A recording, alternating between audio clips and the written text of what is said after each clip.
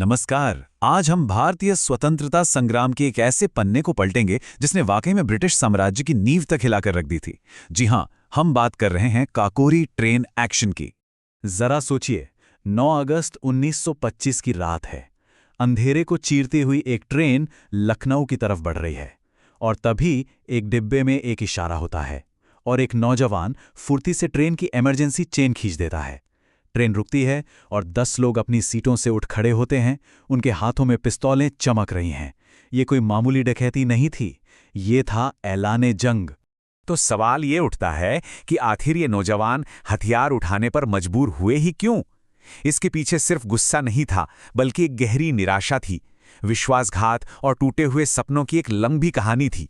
देखिए, 1919 के रॉयलेट एक्ट और फिर जलियांवाला बाग के भीषण नरसंहार ने हर भारतीय के दिल में एक आग भर दी थी। फिर गांधी जी के असहयोग आंदोलन ने एक नई उम्मीद जगाई। छात्रों ने स्कूल कॉलेज छोड़ दिए, वकीलों ने अपनी प्रैक्टिस छोड़ दी, लोगों ने सरकारी नौकरियां तक छोड़ दी। लेकिन फिर 1922 में चौरी चौरा की एक घटना के बाद गांधी जी ने अचानक ही आंदोलन रोक दिया। ये फैसला उन हजारों लाखों नौजवानों के लिए एक झटके जैसा था जिन्होंने अपना सब कुछ दांव पर लगा दिया था। उन्हें लगा कि उनका सारा बलिदान व्यर्थ चला गया और इसी गहरी निराशा से एक नया विश्वास पैदा हुआ कि आज़ादी पाने के लिए अब एक और ज्यादा जोरदार रास्ते की जरूरत है। तो इसी हताशा और गुस्से के माहौल में जन्म हुआ एक नए संगठन का, एक ऐसा संगठन जिसने भारत की आज़ादी की लड़ाई को एक बिल्कुल नई दिशा दे दी। हिंदुस्तान रिपब्लिकन एसोसिएशन यानी HRA। ये सिर्फ कुछ बागियों का ग्रुप नहीं था, इनके पास एक बहुत साफ विजन था। एक ऐसे भारत का निर्माण करना जहां कोई अमीर गरीब का भेदभाव ना हो। ये सिर्फ आज़ादी नहीं, बल्कि राष्ट्र निर्माण का एक सपना था। लेकिन हर बड़े सपने की तरह यहां भी एक बहुत बड़ी और जमीनी समस्या थी, और वो थी पैसों की कमी। HRA को अपनी क्रांति के लिए हथियारों की सख्त जरूरत थी, खास तौर पर जर्मन माउजर पिस्तौलों की, जो उस समय की सबसे बेहतरीन बंदूकों में से एक मानी जाती थी। तो योजना जितनी साहसी थी उतनी ही सीधी सादी भी। रामप्रसाद बिस्मिल ने एक दिन ट्रेन से सफर करते हुए गौर किया कि गार्ड के डिब्बे में सरकारी खजाने से भरा एक संदूक रखा जाता है, और वो भी बिना किसी ताले या खास सुरक्षा के। बस वहीं उनके दिमाग में ये बात आई कि पैसों के लिए अपने देशवासियों को नहीं, बल्कि अंग्रेजों के इसी खजाने को लूटना चाहिए। लेकिन ये सिर्फ एक लूट नहीं थी, इसके पीछे कुछ सिद्धांत थे, कुछ उसूल थे। जब बिस्मिल ने ये योजना अपने साथियों को बताई तो उनके सबसे करीबी दोस्त अशफाक उल्लाह खान ने एक शर्त रखी, और ये शर्त उनकी लड़ाई के मकसद को साफ जाहिर करती है। उनकी जंग ब्रिटिश हुकूमत से थी, अपने ही लोगों से नहीं। तो प्लान तैयार था। 8 अगस्त को पहली कोशिश तो नाकाम हो गई क्योंकि ट्रेन ही पहले आ गई थी, लेकिन क्रांतिकारियों ने हार नहीं मानी। अगले दिन 9 अगस्त को उन्होंने तय किया कि अब इसे हर हाल में पूरा करना है। सब कुछ बिल्कुल योजना के मुताबिक चल रहा था। ट्रेन रुकी, गार्ड को काबू में कर लिया गया, लेकिन तभी एक ऐसी अनहोनी हुई जिसने सब कुछ बदल कर रख दिया।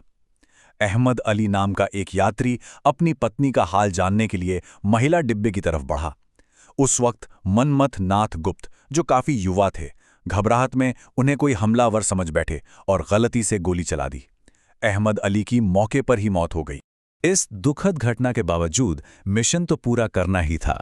संदूक को हथौड़े से तोड़ा गया और लगभग 8,000 रुपए जब्त कर लिए गए।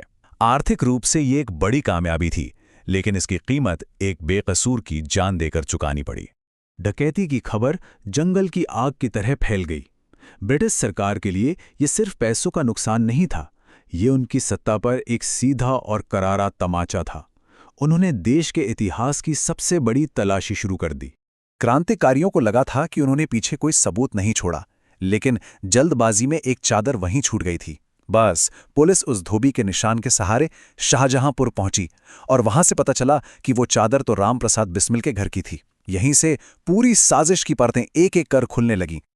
और यहीं पर वफादारी और विश्वासघात की कहानी भी सामने आती है, जहां एक तरफ चंद्रशेखर आजाद जैसा शेर पुलिस को चकमा देकर फरार हो गया, वहीं दूसरी तरफ कुछ लोग दबाव में टूट गए। बनवारी लाल सरकारी गवाह बन गया, और सबसे ज्यादा दुखद, अशफाक उल्लाह खान को उनके ही एक बचपन के दोस्त ने इनाम के लालच में धोखा दे दिया। सितंबर 1925 से गिरफ्तारियों का सिलसिला शुरू हो गया और एचआरए के 40 से ज्यादा लोगों को पकड़ लिया गया। अब लड़ाई का मैदान बदल चुका था। अब ये जंग जेल और अदालत के अंदर लड़ी जानी थी। इस पूरी कहानी का सबसे भावुक पहलू है बिस्मिल और अशफाक की दोस्ती। बिस्मिल एक कट्टर आर्य समाजी हिंदू और अशफाक एक पक्के नमाजी मुसलमान। उनकी दोस्ती मजहब की हर दीवार से कहीं ज्यादा ऊंची थी। एक बार बिस्मिल ने मजाक में कहा कि अशफाक को तो जन्नत मिलेगी, पर उन्हें क्या मिलेगा? इस पर अशफाक का ये जवाब उनकी अटूट दोस्ती की मिसाल है। जुलाई 1927 में अदालत ने अपना फैसला सुनाया।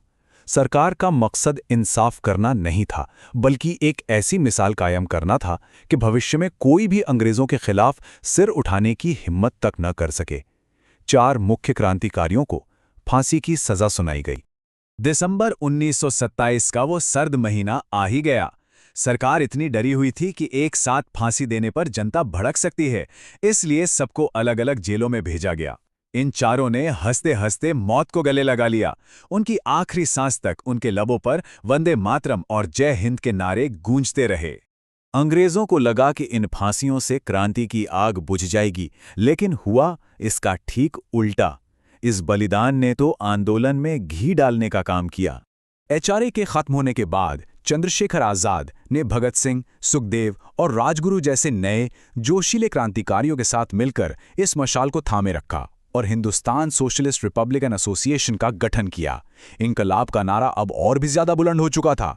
तो काकोरी एक्शन सिर्फ एक ट्रेन डकैती नहीं थी, ये आज़ादी की लड़ाई का वो मील का पत्थर था जिसने अंग्रेजी हुकूमत की जड़ें हिला दी थी। और ये हमें आज सोचने पर मजबूर करता है कि जो आज़ादी हमें मिली है, उसकी नींव में इन महान वीरों का कितना लहू और कितना बलिदान शामिल है।